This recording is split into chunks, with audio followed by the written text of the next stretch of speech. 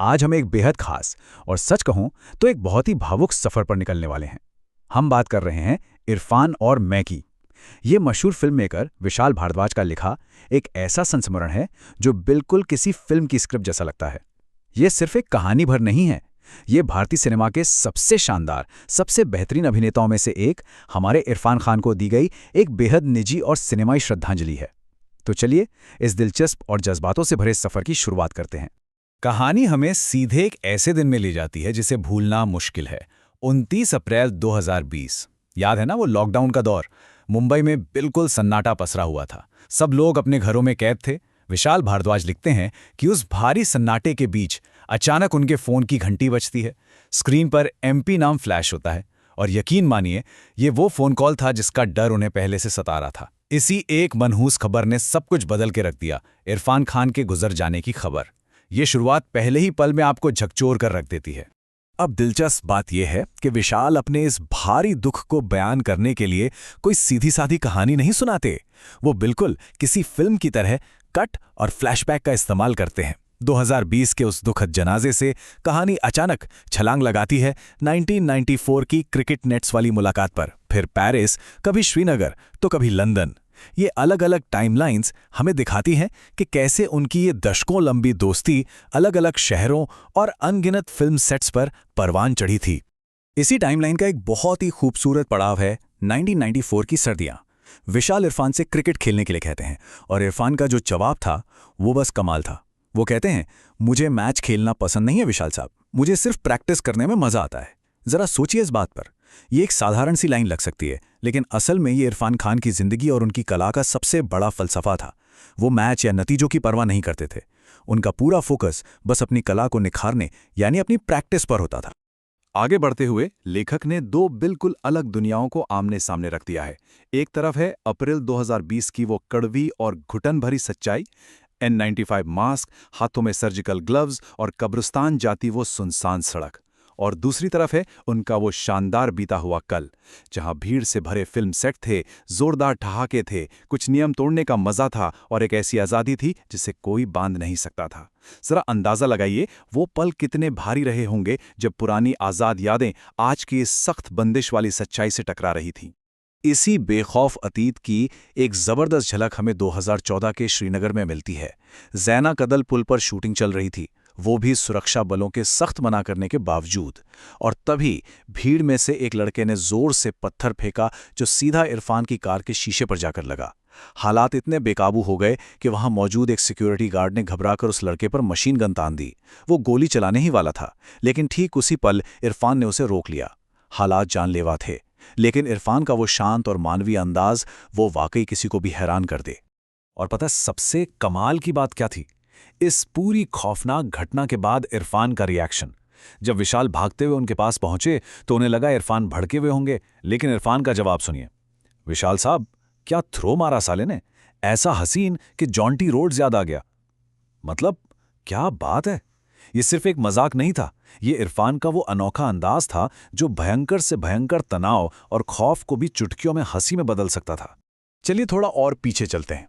2003 के Paris airport का ये किस्सा तो उनकी रोजमर्रा की जिंदगी में बसी शरारत का अल्टीमेट सबूत है। ध्यान से सुनिए वो क्या करते थे। पहला कदम, सिक्योरिटी से बचने के लिए अपने बेल्ट के बकल के नीचे मेटल लाइटर छिपा लेना। दूसरा, अगर कोई गार्ड चेकिंग के वक्त छुए तो जोर जोर से गुदगुदी होने की एक्टिंग करके उसी गार्ड को हंसा देना। तीसरा कदम, सीधे नॉन स्मोकिंग लाउंज में जाकर बड़े आराम से सिगरेट जला लेना। और जब गार्ड उन्हें पकड़ता तो अंग्रेजी ना समझने का ऐसा शानदार नाटक करते कि उल्टे उसी गुस्से में लाल पीले हो रहे गार्ड को बड़ी मासूमियत से सिगरेट का कश ऑफर कर देते। ये वाकया बताता है कि वो नियमों को अपने तरीके से मोड़ना कितने अच्छे से जानते थे। लेकिन ये हंसी ठहाके एकदम से थम जाते हैं जब हम वापस 2020 के उस कब्रिस्तान में आते हैं। आजा री नींदो तू आजा, इफू की आंखों में। ये वो लोरी है जिसे इरफान अक्सर मजाक में गुनगुनाया करते थे। लेकिन आज जब विशाल भारद्वाज उस ठंडे बाथरूम में इरफान के बेजान शरीर के सामने खड़े हैं तो यही लोरी उनके दिमाग में बार बार गूंज रही है। ये लोरी इस पूरी कहानी में एक प्रतीक, एक मोटिव की तरह चलती है जो उस दर्द को और भी गहरा कर देती है। और इसी लोरी के साथ कहानी एक और कट लेती है। हम पहुंचते हैं अगस्त 2018 के लंदन में। ये वो वक्त था जब इरफान अपने कैंसर से जूझ रहे थे, अपना इलाज करवा रहे थे।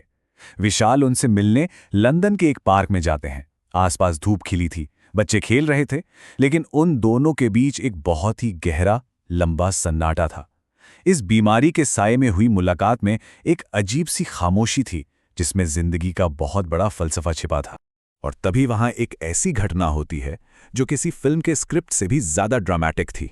वो बैठे ही थे कि अचानक एक मरता हुआ कबूतर ठीक उनके बीच आकर गिरता है।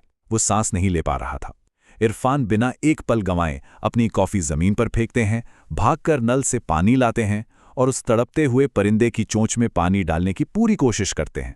लेकिन चंद पलों में ही वो परिंदा वहीं उनके ठीक सामने खामोशी से दम तोड़ देता है। ये एक ऐसा अनस्क्रिप्टेड और गहरा पल था जिसने मौत की असली सच्चाई को एकदम उनके सामने लाकर खड़ा कर दिया। इस सन कर देने वाले पल के बाद इरफान जो कहते हैं ना, वो अंदर तक हिला देता है। वो कहते हैं, जिंदगी फिल्मों से ज्यादा मेलोड्रामेटिक है। अब आप इसे और ड्रामेटिक मत बनाइए और एक तस्वीर खींचिए मेरी कबूतर के साथ। एक उड़ गया और एक का उड़ना बाकी है। जरा इस बात की गहराई को महसूस कीजिए। एक इंसान जो खुद कैंसर जैसी भयानक बीमारी से लड़ रहा है, वो अपनी ही मौत को इतने डार्क ह्यूमर और इतने बड़े फलसफे के साथ देख रहा है। वो कहीं ना कहीं जानते थे कि जिंदगी की स्क्रिप्ट में अब उनका खुद का अंत भी करीब है। अब हम वापस उसी 2020 वाले कब्रिस्तान के नहलाने वाले कमरे में लौटते हैं। विशाल का गला रुंधा हुआ है, और जब इंसान इतने भारी दुख में होता है ना, तो दिमाग एक अलग ही तरीके से काम करता है। विशाल के दिमाग में इरफान की बेहतरीन अदाकारी का एक तेज, बिना एडिट किया हुआ वीडियो, एक मोन्टाज चलने लगता है।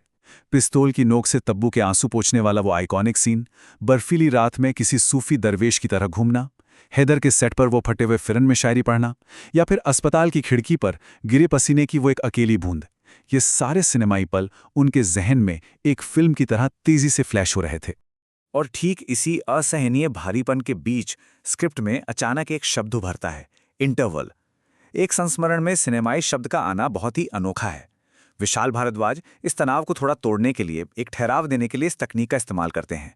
इसके तुरंत बाद वो हमें इरफान की एक और शानदार याद की तरफ ले जाते हैं, जहां इरफान अपनी ही बीमारी पर मुस्कुरा रहे हैं। ये याद थी 2018 के मुंबई की।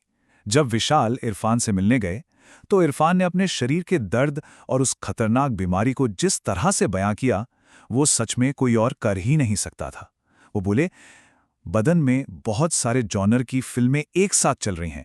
कभी कोई थ्रिलर आगे आ जाता है तो कभी कोई कॉमेडी। ये कितना कमाल का रूपक है।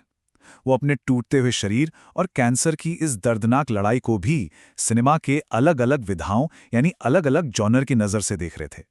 लेकिन अब वक्त आ गया था अंतिम विदाई का। इस्लाम में ऐसा माना जाता है कि जनाजे को कब्र तक ले जाने के लिए 40 कदम पूरे करने होते हैं। जब विशाल भारद्वाज अपने इस अजीज दोस्त के ताबूत को कांधा देते हैं, तो वो मुड़ना नहीं चाहते। वो चाहते हैं कि किसी तरह ये 40 कदम यहीं रुक जाएं। ये इस पूरे संस्मरण का सबसे ज्यादा रुला देने वाला चरम बिंदु है, जब एक दोस्त मजबूर होकर अपने साथी को उसकी आखिरी मंजिल की ओर ले जा रहा है। अब हम इस सफर के सबसे शक्तिशाली और सच कहूं तो सबसे विचलित करने वाले पहलू पर आते हैं। जरा इस तुलना को देखिए। एक तरफ 2006 का गुलमर्ग है, सात खून माफ की शूटिंग चल रही है। इरफान एक नकली कब्र में लेटे हैं, कैमरा रोल हो रहा है और असिस्टेंट्स उनके चेहरे पर बर्फ डाल रहे हैं।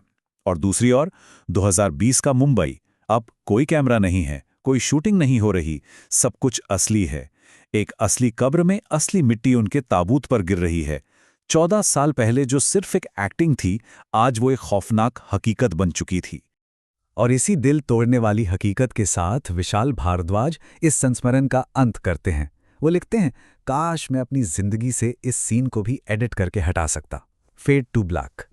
जैसे फिल्म से कोई खराब शॉट काट के निकाल दिया जाता है ना, विशाल भी उस 2006 वाले बर्फीली कब्र के सीन की तरह इस 2020 वाले असली मौत के सीन को भी डिलीट कर देना चाहते हैं। लेकिन असल जिंदगी की स्क्रिप्ट में कोई एडिट बटन नहीं होता, है ना? क्या ये सच नहीं है कि जिंदगी की इस कहानी में जो एक बार लिखा जा चुका है, वो हमेशा के लिए दर्ज हो जाता है? आप इस बारे में क्या सोचते हैं? जरूर सोचिएगा।